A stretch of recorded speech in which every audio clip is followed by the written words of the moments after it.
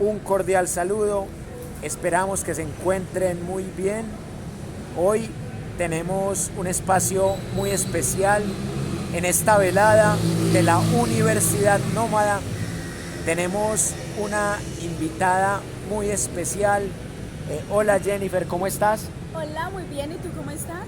Muy bien, me encanta mucho que por fin se dio tu debut como panelista. Estoy feliz, ¿cierto? Y porque es un tema que me apasiona mucho, porque yo soy una enamorada de Colombia, yo soy orgullosamente colombiana y estoy totalmente convencida de que Colombia es un país maravilloso y un país por el cual se pueden hacer grandes cosas. Entonces, muchas gracias por la invitación y encantada de estar acá. Es un placer que hayas aceptado la invitación porque tu conocimiento y tu experiencia son muy valiosos para nuestro proyecto de educación popular.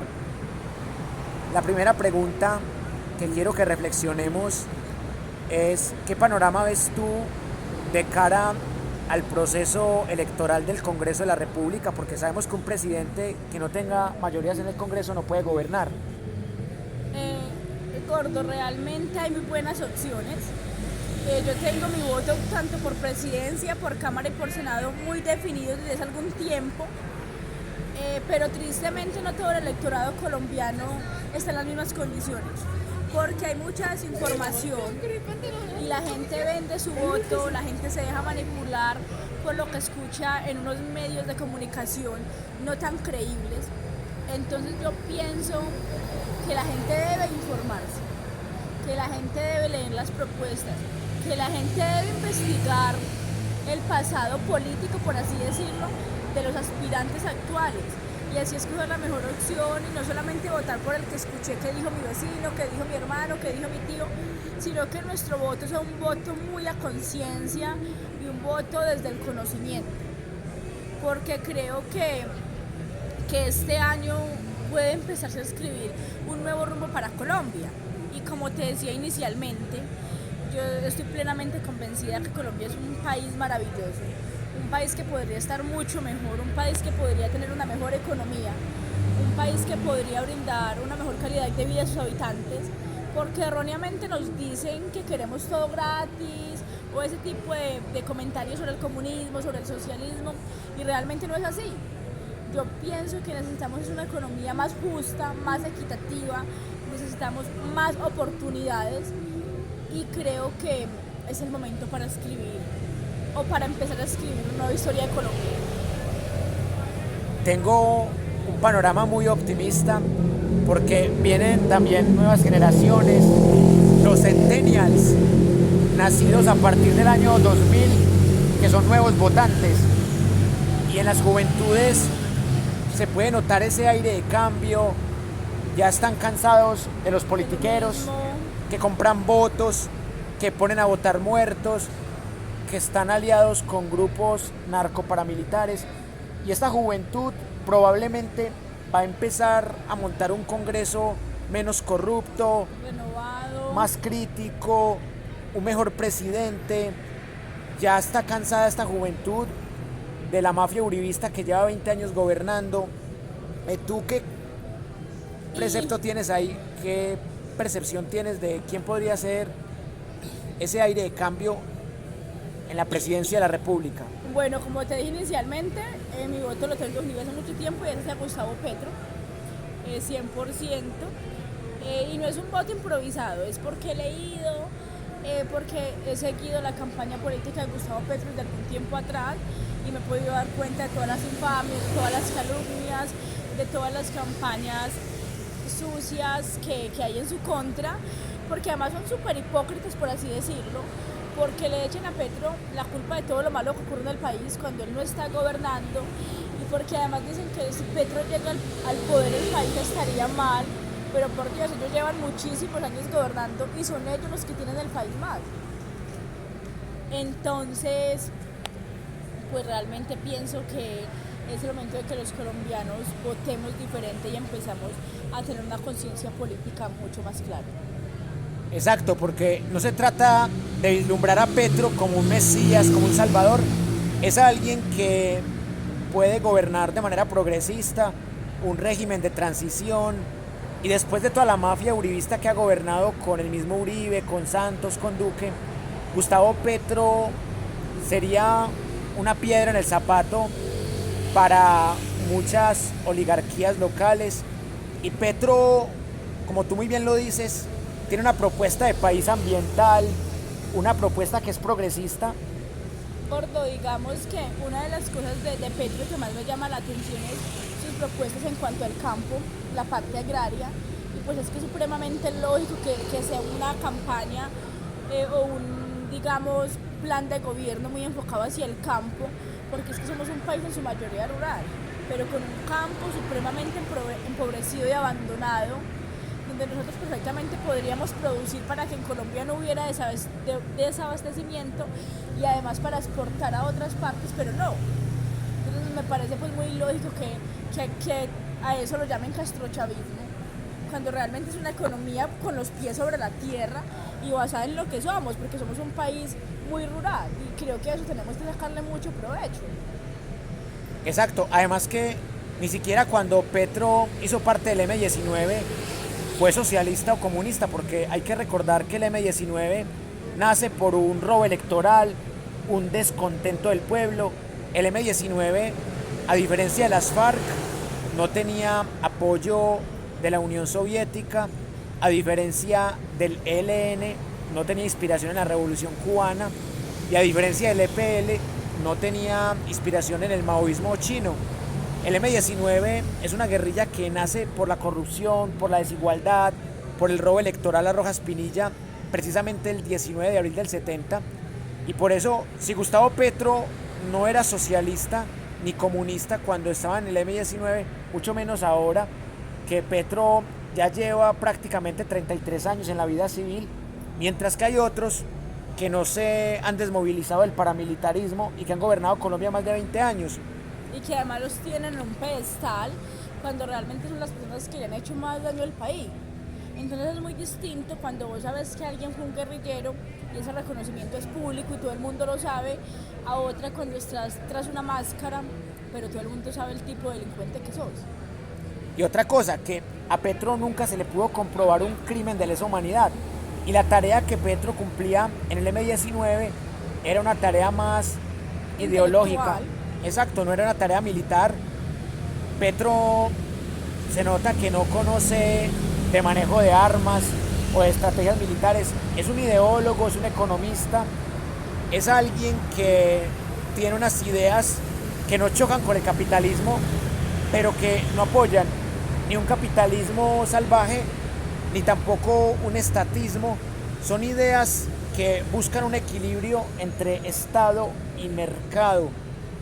Y otra cosa que quería reflexionar contigo es el tema de la educación popular, la educación gratuita para el pueblo.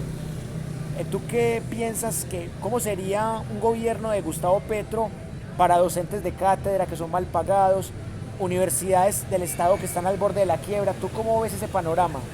Mira, Petro es un hombre supremamente inteligente.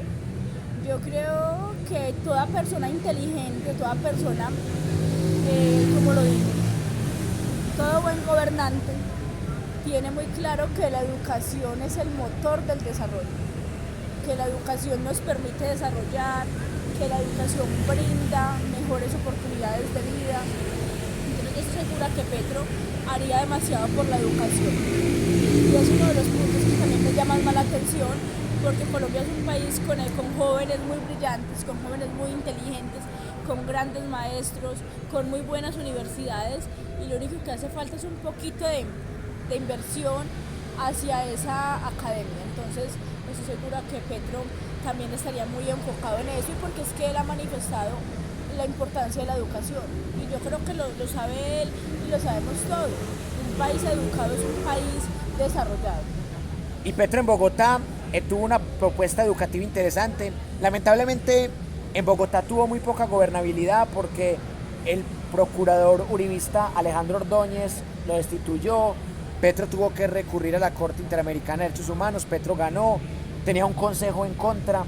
Entonces, para que Petro haga un gobierno lo más correcto posible, es importante montar un congreso que si bien es cierto sea crítico ante Petro, pero que lo deje gobernar, que no sea un Congreso mayoría uribista, porque pasaría algo análogo a lo sucedido en la alcaldía de Bogotá y muchas obras no se podrían realizar. Por eso es tan importante que salgamos a votar a Congreso y que sea el candidato que sea, de la coalición que sea, pero que lo apoyemos por sus argumentos, no porque nos paguen. Y en el pacto histórico hay propuestas muy interesantes, pero yo sí veo que el más presidenciable del pacto histórico es Gustavo Petro. ¿Tú cómo lo ves ahí en esa competencia interna del pacto histórico? Bueno, estoy totalmente de acuerdo contigo. Hay muy buenas opciones. Hay personas que han demostrado que también quieren un cambio para el país. Pero realmente creo que por experiencia, como por visión, por discurso, por conocimiento, obviamente no estoy diciendo que los otros no tienen conocimiento, no están capacitados, pero el recorrido político de Petro es muy amplio. Entonces también concuerdo plenamente en que él es la mejor opción y que el hecho de que Gustavo Petro sea presidente no quiere decir que estas personas no estarían trabajando de su mano, también haciendo grandes aportes y construyendo un gran gobierno. Entonces yo creo que precisamente por eso es una coalición, por eso es un grupo, para que haya un presidente y las otras personas estén ahí siendo un apoyo, porque vuelvo y te digo, son personas muy capacitadas, personas que admiro, pero creo que Petro es el indicado. Es correcto, yo también creo lo mismo, además porque Petro ha venido cosechando esa opción desde hace tiempo y él ha incluido personas que de pronto son cuestionables, pero que él dice que en un pacto histórico hay que gobernar también con los que piensan distinto, y en Colombia aniquilaron un partido que realmente ni siquiera era partido, era un movimiento político llamado la Unión Patriótica, que mataron aproximadamente 6.500 entre gobiernos de turno, paramilitares, narcotraficantes, esmeralderos, mercenarios israelíes como Yair Klein. Y eso no puede volver a pasar en Colombia, que se monte un presidente que sea cómplice de 6.402 falsos positivos, o que sea cómplice de la aniquilación de un partido político que eran civiles, que su único problema era ser opositores al gobierno de turno. ¿Tú cómo ves ese tema del estatuto de la oposición en Colombia? ¿Tú crees que ya hay garantías para la oposición en Colombia? Gordo, no. Yo pienso que no, porque la maquinaria política que ha gobernado siempre tiene demasiado poder. Y pues, por decirlo de alguna manera, tiene manos y ojos en toda parte, influencias.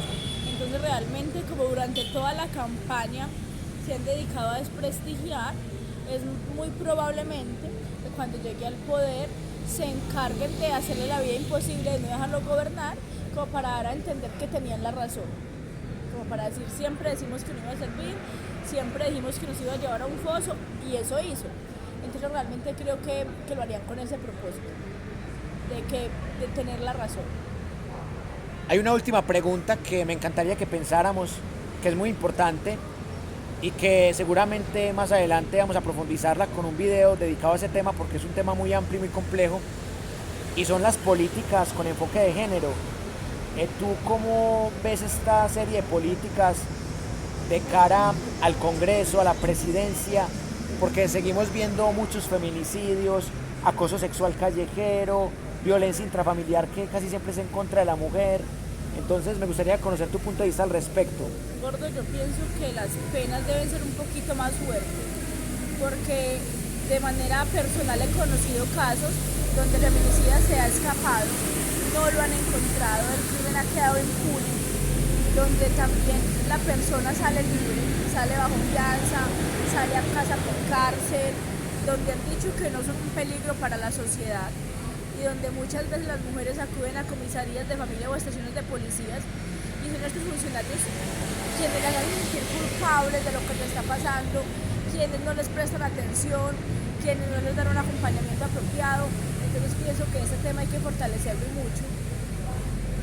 Por supuesto, y por eso en nuestro proyecto Universidad Nómada tenemos un curso que se llama Enfoque de Género, en el que también espero que seas panelista en algún momento. Por supuesto.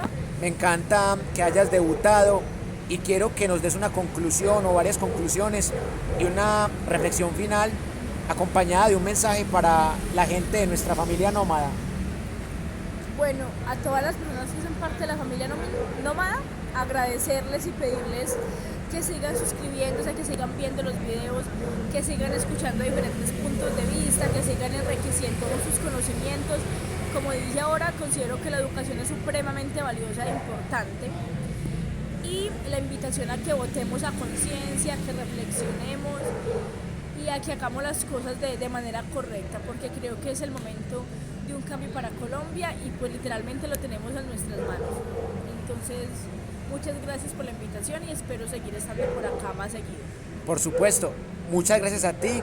Estuvimos por acá en la integración de Logia UDA y aprovechamos para conseguir suscriptores, para que algunas personas conocieran más el proyecto, para hacer esta tertulia que teníamos aplazada con Jennifer hace rato, pero que por fin hoy se dio el día que menos lo planeamos, todo fluyó. Totalmente. Así que fue un placer y ya saben que buscamos una educación popular como motor del desarrollo humano y una sociedad más democrática en lo político, más incluyente en lo social, más equitativa en lo económico y más sostenible en lo ambiental. Les hablaron Jennifer y Wilmer. Les mandamos un abrazo muy grande y nos vemos en una próxima oportunidad. Chao. En nuestro proyecto de Universidad Nómada. Hasta pronto.